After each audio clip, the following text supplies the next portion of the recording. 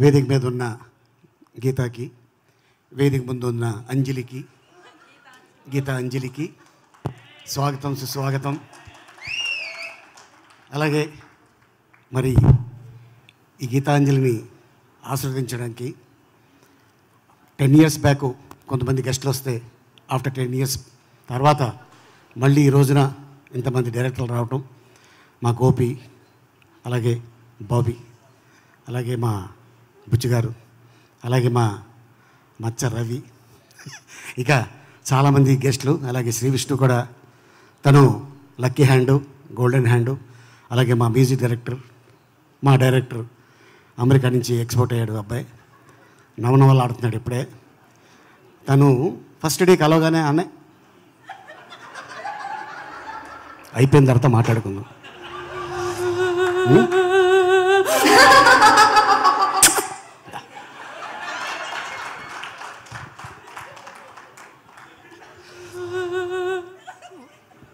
నేను ఇస్తా.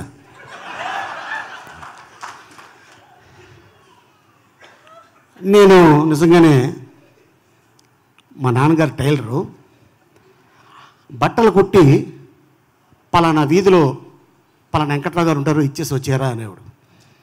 అయితే వెళ్ళేటప్పుడు సాయంత్రం చాలా హుషారుగా ఉండేవాడిని.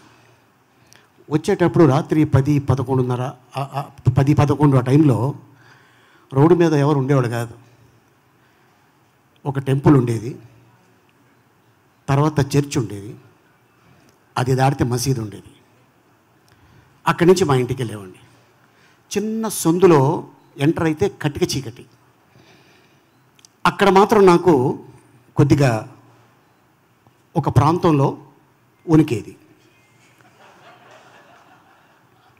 అయిన పర్లా టెంపుల్ దాటి వచ్చా, చర్చ్ దాటి వచ్చా, మసీదు దాటి వచ్చా, నన్ను ఎవరు ఏమీ చేయలేరు, అంత ధైర్యంగా ఉండేవాడిని. చిన్న వయసులోనే చెన్నై వెళ్ళిపోయి లైఫ్ లీడ్ చేసినోడిని, అక్కడే అంత ధైర్యంగా ఉన్నా. ఇద్దరు కాదు 10 మంది వచ్చిన ఇలాగే ఉంటా. ఈ సినిమా కోన వెంకట్ తను చెప్పగానే, భయ్యా మనం పార్ట్ 2 తీస్తున్నాం, ఒక అద్భుతమైన కథ అనుకుంటున్నా అనగానే, వెరీ గుడ్ భయ్యా, సేమ్ క్రూ అన్నా. సేమ్ క్రూ అన్నాడు. ఓకే, సో హైదరాబాద్లో షూట్ చేసాం, ఆ తర్వాత ఊటీలో షూటింగ్ చేసాం, ఆ తర్వాత మళ్ళీ ఇక్కడ వచ్చాం. ఎప్పుడు స్టార్ట్ చేశారు, ఎప్పుడు ఫినిష్ చేశారు అనేది నిజంగా ఇది మాత్రం మిరాకిల్. డబ్బింగ్ చెప్పా విత్ యువర్ పర్మిషన్, ఓకేనా? ఆ డైలాగ్ చెప్పానా? ఏయ్, నువ్వు మణిరత్నం గీతాంజలి కాదే, కోన వెంకట గీతాంజలివి, దయ్యలా పట్టుకున్నావు కదే. ఇది డైలాగ్ స్పాట్లో చెప్పడం, నిన్న డబ్బింగ్ థియేటర్లో చెప్పడం, అండ్ అలాగే సీను నిజంగా ఇందాక అన్న కోన వెంకట చెప్పినప్పుడు, ఆర్టిస్ట్గా బిజీగా ఉన్నప్పుడు ఒక డైరెక్టర్ని చేయి పట్టుకొని ఒక సంఖలో ఫైల్ పెట్టుకొని ఆఫీసులు తిరిగేవాడు. ఏంట్రా అంటే, అన్న ఒక అద్భుతమైన కథ ఉంది, అన్న ఒక అద్భుతమైన కథ ఉంది అన్నాడు. ఏంటి ఇంత తపన పడుతున్నాడు పాప వీడు, ఎవరైనా మంచి నిర్మాత దొరికితే బాగుండేది అనుకున్నా. కరెక్ట్గా ఆ టైంలో చూసారా, మనిషి అంటే భగవంతుడు మనిషి రూపంలో పంపిస్తాడు, అలా కోన రూపంలో పంపించాడు శ్రీనివాస్ రెడ్డి కోసం. అలాగే ఎంబీవి సత్యనారాయణ గారు, ఆయన నిర్మాతగా, తను రైటర్గా, హీరోయిన్ని, అంత బిజీగా ఉన్న హీరోయిన్ని తీసుకొచ్చి తను చేయటం.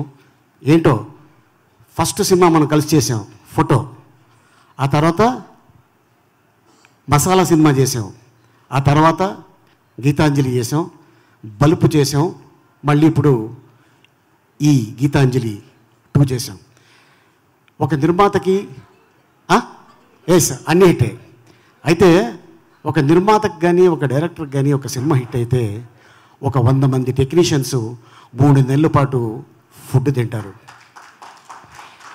ఆర్టిస్ట్ అయినా టెక్నీషియన్ అయినా ఈ సినిమా బాగా ఆడాలి అని కోరుకోవాలి తప్ప, ఒకరోజు మనకి డబ్బు ఇవ్వకపోవటం వల్ల ఆ డైరెక్టర్ కానీ ఆ బ్యానర్ కానీ ఇలా అయిపోలి అలా అయిపోలి అని ఎప్పుడు కూడా మన ఇండస్ట్రీలో అనుకోరు. కాకపోతే బయట నుంచి చాలా వార్తలు వస్తుంటాయి, అవి క్యారీ చేసి పాపం కొంత మంచి సినిమాల్ని సినిమా రిలీజ్ అయిన షో వెంటనే దానికి రేటింగు దయచేసి, ఎందుకంటే మీరు ఇదే ఇండస్ట్రీలో ఉండాలి, ఇది తప్ప మీకు ఏది కాదు, ఏది రాదు, ఏం చేసుకున్నా మనకి గడవదు. ఈ ఇండస్ట్రీలో మేము ఉండాలి, మాకు ఇది తప్ప వేరే ఏది తెలీదు. సో అందుకోసం చిన్న సినిమాలకైనా పెద్ద సినిమాలకైనా, చిన్న నిర్మాతలకైనా పెద్ద నిర్మాతలైనా, డైరెక్టర్లైనా, ఎవరైనా సరే ఈ సినిమా బాగుండాలి, ఇండస్ట్రీ బాగుండాలని కోరుకుంటే మనం బాగుంటాం, మన కుటుంబం బాగుంటుంది. సో ఈ సినిమా డెఫినెట్గా ఇంత ఎఫర్ట్ పెట్టారు కాబట్టి ఇది పెద్ద హిట్ అవ్వాలని ఆశిస్తున్నాను. భయ్యా, ఆల్ ది బెస్ట్. సీను, అలాగే అంజలి, రాజేష్, అండ్ అలాగే మన సత్య, అలాగే శకలక్ శంకర్, అండ్ అలాగే చాలామంది, అలాగే సునీల్ ఈ సినిమాలో తను చేయటం జరిగింది. అండ్ అలాగే అవినాష్ కూడా తన బ్లెస్సింగ్స్ ఈ సినిమాకి ఇచ్చాడు. And thank you so much. Thank you Geetha. Thank you Ali garu, thank you so much. ఏదో మర్చిపోయినట్టున్నారు. సారీ, ఇందాక